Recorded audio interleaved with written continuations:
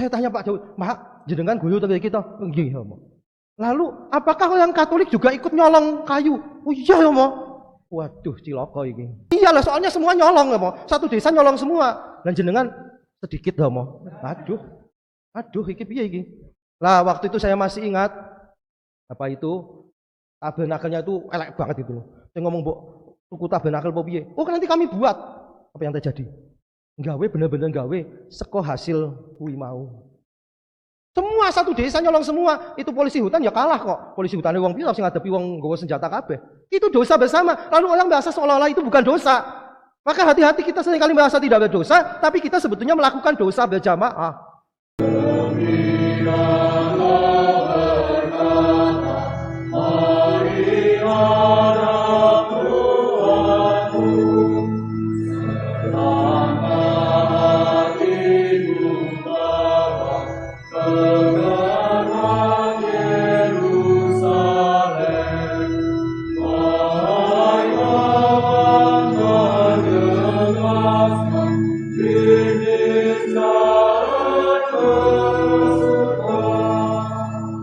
Dalam nama Bapa dan Putra dan Roh Kudus.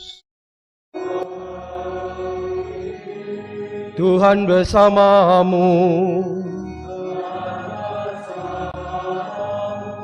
Bapak Ibu, para saudara sekalian yang terkasih, selamat sore. Hari ini kita merayakan Minggu Advent yang ketiga, Minggu Gaudete. Sebab pada antifon pembuka kita diajak untuk bersukacita. Bersukacitalah senantiasa dalam Tuhan. Sekali lagi kukatakan, bersukacitalah, sebab Tuhan sudah dekat. Waktunya memang semakin dekat dan mendesak. Kita semua diundang untuk lebih terbuka menyambut kedatangan Yesus dalam perayaan Natal nanti.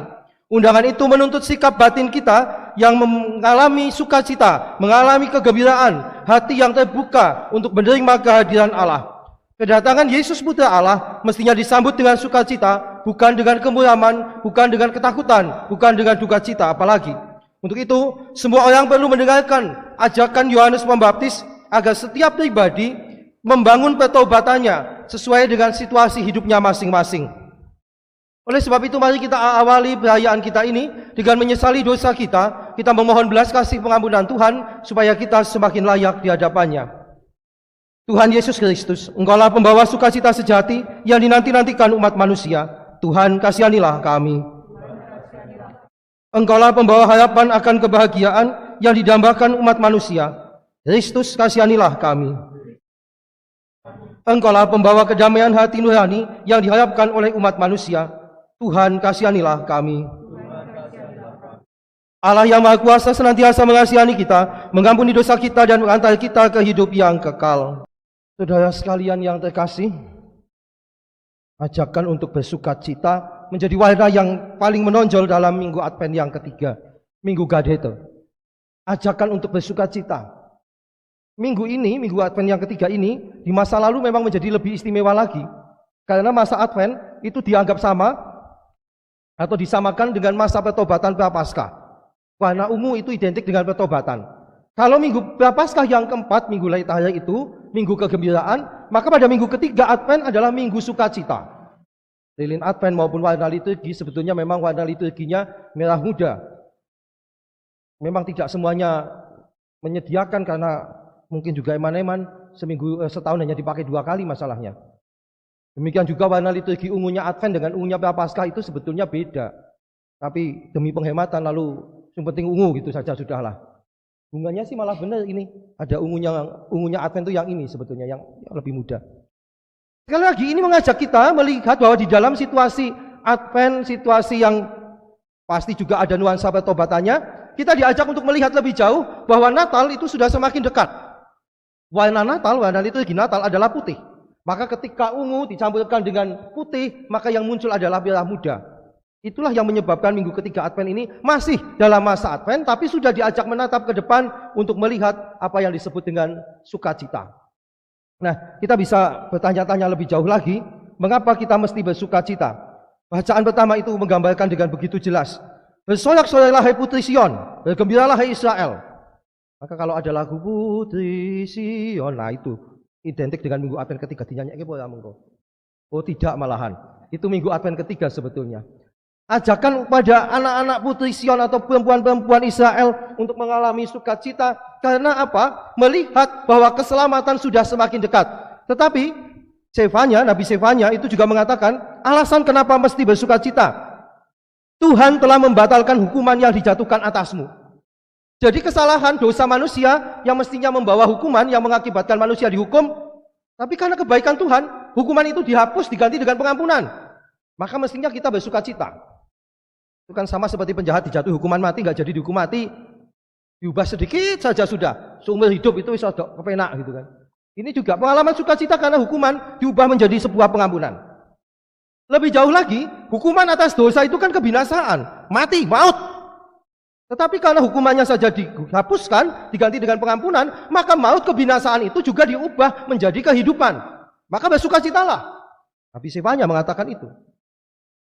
Juga sebetulnya, kalau Yesus kita lihat itu kan peralihan dari perjanjian lama menjadi perjanjian baru.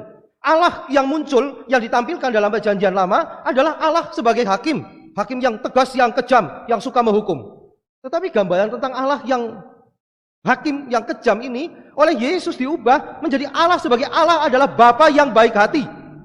Bapa yang selalu memberikan pengampunan. Ingat ya kisah, bukan anak yang hilang, kan anaknya nggak jadi hilang itu ya. Kisah Bapa yang baik hati itu. Yang walaupun anaknya sudah kurang ajar betul, tapi toh ya masih mengampuni, masih menerima lagi, pulang masih dipestakan. Saya tidak membayangkan, ini teman-teman Mudika ini, yang masih kebanyakan SMA atau baru lulus bahkan SMP, pergi minta jatah duit separuhnya karena hanya anak dua, lalu minta jatahnya dolan sak kepenake dewek, duit entong Bali. Kira-kira apakah dipestakan? Saya kira tidak. Pertama-tama ibu langsung di depan pintu. Bapaknya biasanya tidak menang walaupun lebih galak, tapi biasanya mandan menang. Ibu-ibu itu lebih vulgar gitu ya. Ekspresinya langsung kelihatan. Keton anak Bali, kalau kisah itu kan bapaknya sudah menunggu. Wih, anakku yo, mbiyen lemu kok saiki dadi kaya ngono kae. Mbiyen ganteng kok dadi kucel. Wah, anakku yo. Wah, anakku tenan. Diayap-ayap dipeluk. Walaupun mambune mbok kaya apa tapi dipeluk. Pembantunya diminta siapkan pesta menyambut anaknya pulang. Kalau teman-teman ini kayaknya tidak. Langsung boe. Ngapa Bali? Kenapa rasa Bali? Wah, itu bukan bapak yang baik ya. Tetapi perjanjian baru oleh Yesus digambarkan itu. Bapak adalah bapak yang baik. Yang menerima anaknya yang sudah begitu nakal, begitu kurang ajar tadi, pulang ke rumah. Bapak Ibu Saudara sekalian, kalau saya membaca kutipan tentang anak hilang itu yang judulnya anak hilang, saya merasa bukan anaknya hilang, bapak yang baik ya toh. Tapi yang kedua juga, anak bungsu itu pulang itu kayaknya bukan karena bertobat deh. Kenapa? Kehabisan makanan. Habis makanan, iya ya, mangan ngendi ya. Terus ingat, wah nang bapakku be panganan akeh, wis nyontak bali bae ben bisa mangan ya. Jadi motivasi tobatnya itu motivasi pertobatan karena kelaparan. Tapi yang jelas di situ mau ditunjukkan apapun motivasi anaknya bertobat, tetapi si bapak sungguh mau menerima kembali anaknya, menyambutnya kembali. Maka yang membuat kita bersukacita adalah karena gambaran Allah sebagai hakim sebentar lagi berubah menjadi gambaran seorang bapak yang begitu baik mencintai anak-anaknya. Tapi juga bersukacita sebetulnya karena ya kita mengalami kebaikan Allah. Allah yang begitu baik hati. Jangan takut hai Sion, jangan tanganmu menjadi lemah lungselai. Tuhan Allahmu ada di tengah-tengahmu sebagai pahlawan yang memberi kemenangan. Ini alasan bersukacita juga. Sama seperti kita kalau menyebut Allah itu langsung dangak gitu, apa? Dangak itu melihat ke atas. Wah, Allah. Allahnya kan jauh banget. Ada di mana Allah? Di langit sana, wis sembuh. Makanya orang betapa itu kalau mau mendekat kepada Allah, lalu zaman dulu orang betapa itu di atas puncak gunung. Sekarang pun juga kalau kami para imam derajat itu ya di hening gereja itu ya mandan manjat janjane. Karena apa? Gambarannya Allah itu tinggi sekali. Nah, tapi dikatakan di situ Tuhan Allahmu ada di tengah-tengahmu. Jadi kalau menyebut Allah tidak usah dangak-dangak kemana-mana. Lihat saja sebelah kanan kiri gitu loh. Lihat sebelahnya temannya dilihat. Allah kok koyo ngene wujude. Ya enggak apa-apa, itulah Allah. Kenapa? Ini wajahnya kok medeni teman. Allah lagi jengkel mungkin kayak gitu itu wujudnya. Lihat sebelahnya, wah iki ayu. Itu Allah yang lagi tersenyum gitu kan. Tapi Allah itu sungguh ada di tengah-tengah kita. Bukan Allah yang jauh, tapi Allah yang dekat. Maka pantaslah kalau kita mengalami sukacita. Semakin dekat Natal, semakin dekat kehadiran Tuhan, Allah Putra di tengah kita, semakin kita bersukacita. Tetapi mari kita lihat juga, mengapa kita bersukacita? Karena jelas Allah itu memberikan begitu banyak jalan untuk mengalami kebahagiaan. Bersukacita karena Allah memberikan begitu banyak jalan mengalami sukacita itu. Contohnya yang mana? Nah itu Injil Yohanes tadi, Injil Lukas, kata-katanya Yohanes tadi. Kan pemungut cukai itu kan bingung.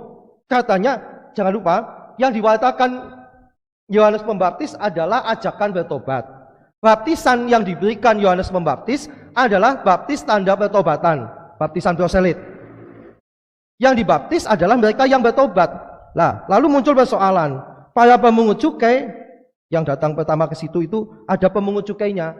Pemungut cukai tanya pada Yohanes, nah, kalau kami sebagai pemungut cukai mau bertobat, lalu apa yang harus kami lakukan?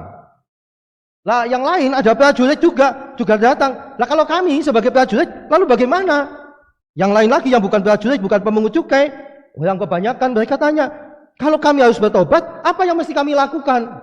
Wah, macam-macam. Saya kira bukan hanya 3 orang itu ya, bukan hanya awam biasa, pemungut cukai, prajurit, mungkin juga ada ibu-ibu rumah tangga, ada anak-anak sekolah. Semua tanya kepada Yohanes, pertobatan kami harus kayak apa?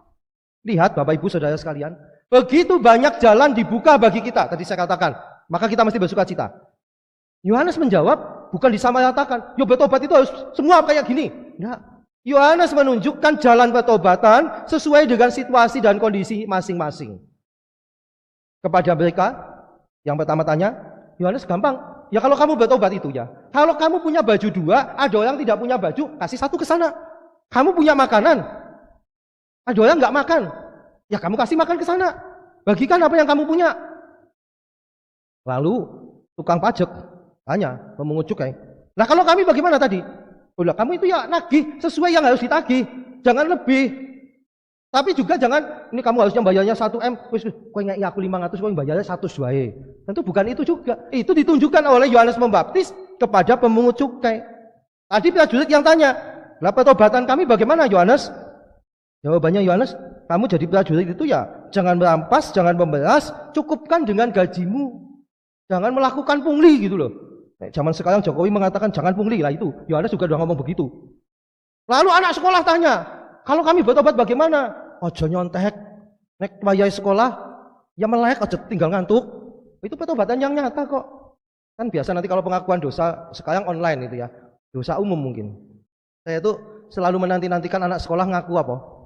Dosa saya salah satunya nyontek. Lah, aku tak enteni. Karena hampir semua anak itu ngalami nyontek.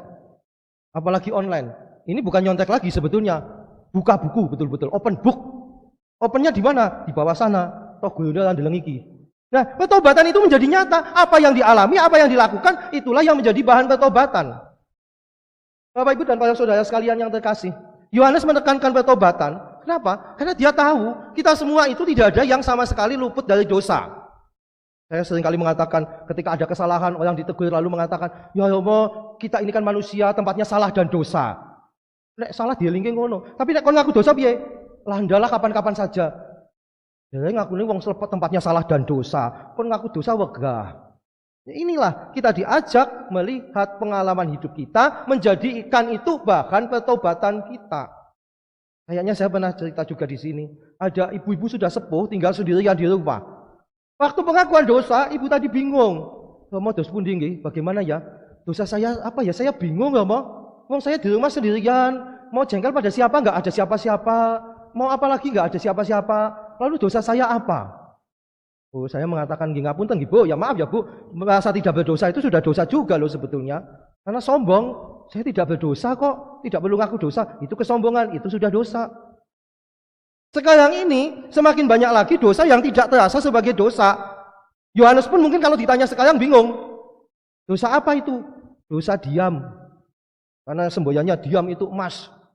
Lalu ono apa-apa menang, sing penting aku komentar apapun selamat aman. Itu dosa diam bisa di situ loh ya. Jangan mengatakan diam itu emas. Sing nang kuburan kae ya meneng kabeh. Apa ono emas? Saya jajal dukiri kabeh kae buka ki kuburane. Enggak ada emasnya. Mereka semua diam, tapi bukan emas loh. Iya. Jadi diam itu belum tentu emas. Jangan dikira nek diam itu tenang, aman, belum tentu. Diam yang jadi dosa itu kayak apa? Contoh saja. Ada orang dicopet. Kita tahu tuh kejadian copetnya. Lalu sing dicopet bingung, "Tuh dompetku ning ndi ya dompetku?" Kita tahu, meneng bae ngono lah udah aku iki sing dicopet. Itu dosa diam loh ya. Itu termasuk salah mendiamkan. Lah kok nek ngomong aku digebuki tukang copet, ya bagaimana caranya lah kalau kita punya akal itu untuk ngomong tanpa harus minta digebuki dengan tukang copet itu. Tapi jangan melakukan dosa diam. Atau dosa sosial, dosa bersama-sama, dosa berjamaah. Saya korupsi, lah kan mending wong sing korupsi kabeh. Ya entah semua, entah enggak. Korupsi itu ya tetap dosa kok, kepiye sih? Di daerah Kutoarjo naik gitu. Apa daerah Kemang yang sana itu. Saya pertama datang ke stasi itu tahun September 30 September tahun 2000, masih ada pohon-pohon jati. Menjelang Natal, pohon jatinya hilang, tinggal pohon cemara. Cocok dengan lagunya, kanan kiri kanan kuliah. Itu pohon cemara semua. Jatinya podo hilang. Lalu bulan Februari saya naik lagi ke sana, cemaranya sudah hilang, ganti wit jagung. Karena lagunya menanam jagung. Habis itu gundul. Apa yang terjadi? Pembalakan liar. Mereka merasa ini kan tanah negara, kami warga negara juga, maka kami punya hak dibabadin tak. Ketika musim hujan apa yang terjadi? Daerah butuh kelelep. Bukan kelelep air saja, lumpurnya ikut ke situ semua. Padahal di Kemanggen ada orang Katolik, ada. Itu stasi, namanya stasi mesti orang Katolik. Ketua stasinya dulu almarhum Pak Daud itu. Saya tanya Pak Daud, "Mak, jenengan guru dari kita?" "Nggih, ya, Mak." "Lalu, apakah orang Katolik juga ikut nyolong kayu?" "Oh iya, ya, Mak." Waduh, cilaka ini. Orang Katolik ikut nyolong? Iyalah, soalnya semua nyolong, ya, Mak. Satu desa nyolong semua. Dan jenengan sedikit, ya, Mak. Aduh, iki piye iki? Lah waktu itu saya masih ingat apa itu tabernakelnya itu elek banget gitu. Saya ngomong, "Mbok, tuku tabernakel apa piye?" "Oh, nanti kami buat." Apa yang terjadi? Gawe bener-bener gawe seko hasil kuwi mau. Semua satu desa nyolong semua. Itu polisi hutan ya kalah kok. Polisi hutan wong pira sing ngadepi wong nggawa senjata kabeh. Itu dosa bersama. Lalu orang merasa seolah-olah itu bukan dosa. Maka hati-hati, kita seringkali merasa tidak berdosa, tapi kita sebetulnya melakukan dosa berjamaah. Ada peristiwa-peristiwa yang tidak benar dibiarkan saja, dosa diam bersama-sama berjamaah itu. Bagaimana kita diajak bertobat sesuai dengan situasi kondisi kita? Nyata sekali. Saya mau bertobat dari apa? Yang kita alami, yang sering kita jumpai. Bapak-bapak, ibu-ibu mungkin mesti bertobat karena sering kali ngomeli anaknya tanpa jelas sebabnya apa. Yang penting jengkel. Ibu-ibu jengkel pada suami, nggak berani ngomel pada suami. Anaknya jadi sasaran. Anaknya salah apa-apa ya diseneni. Anaknya tanya, "Bu, salah saya apa?" "Oh, salah saya takon-takon." Itu kan mesti bertobatan itu. Jadi anak-anak mesti bertobat, tapi orang tuanya itu juga mesti bertobat. Karena apa? Ajakan pertobatan berlaku untuk semuanya saja. Kalau kita mengalami pertobatan, berarti saya katakan jalannya dibuka, lebar sekali. Setiap orang silakan datang bertobat. Berbahagialah, bersukacitalah, karena Allah memberikan kesempatan yang begitu luar biasa bagi kita untuk mengalami pertobatan. Besok Senin malam, ibadah tobat bersama online. Siapa yang ikut? Semua sajalah. Yang sudah baptis, kategumen, yang simpatisan, yang masih kecil-kecil, bocah SD ku yo melu supaya ikut.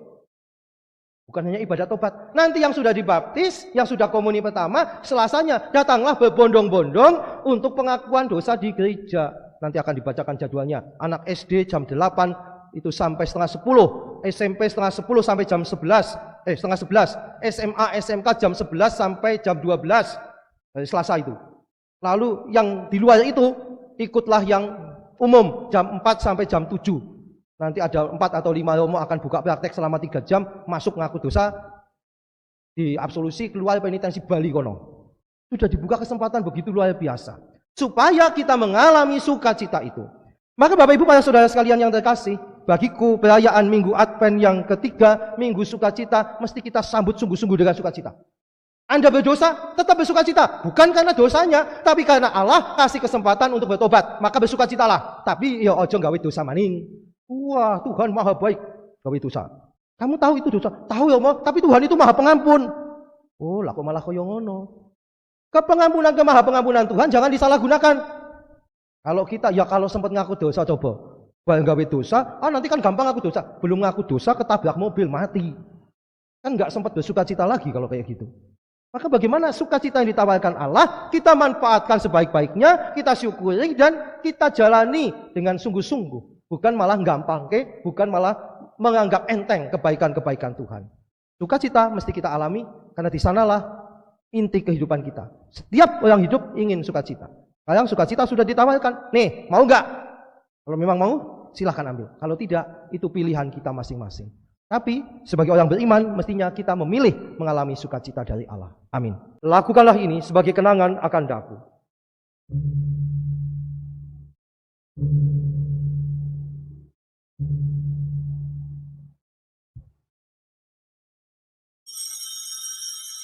Marilah menyatakan misteri iman kita.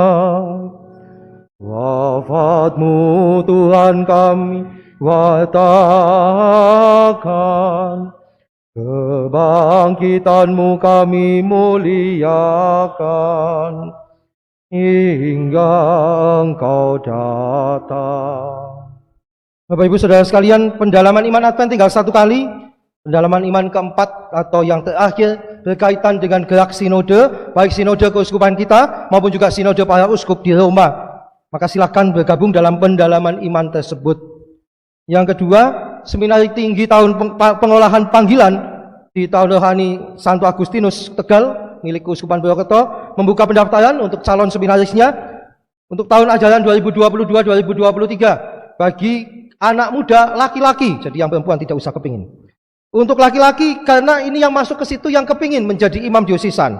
Lulusan SMA atau SMK, usia maksimal 25 tahun, jelas belum menikah, dan ingin menjadi imam Keuskupan Purwokerto. Informasi lebih lanjut bisa ditanyakan kepada Romo Tejo sebagai pastor paroki Kebumen. Mengulangi lagi, besok Senin jam 7 malam melalui channel YouTube paroki Kebumen akan diadakan perayaan tobat bersama untuk persiapan pengakuan dosa. Silakan semua saja ikut, yang sudah dibaptis, yang katekumen, yang simpatisan maupun siapapun boleh terlibat di dalam perayaan tobat. Semoga semua umat berkenan mengikutinya.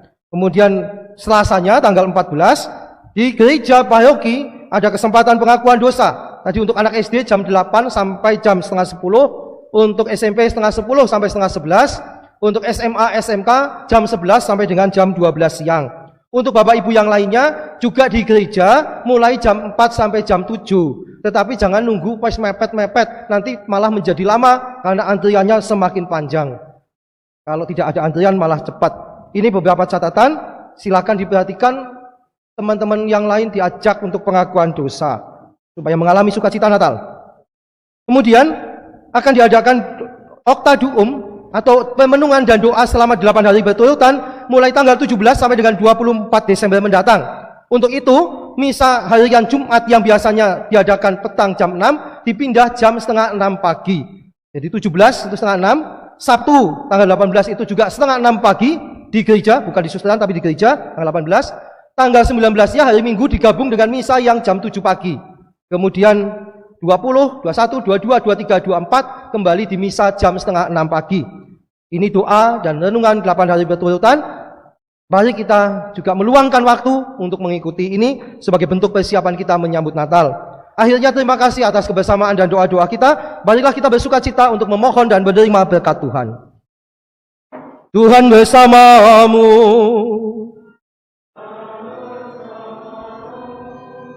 Allah yang Maha Kuasa senantiasa membimbing, melindungi, memberkati kita, keluarga kita, dan semua yang berkehendak baik. Bapa dan Putra dan Roh Kudus. Saudara sekalian, pergilah, perayaan syukur kita sudah selesai. Nyanyi.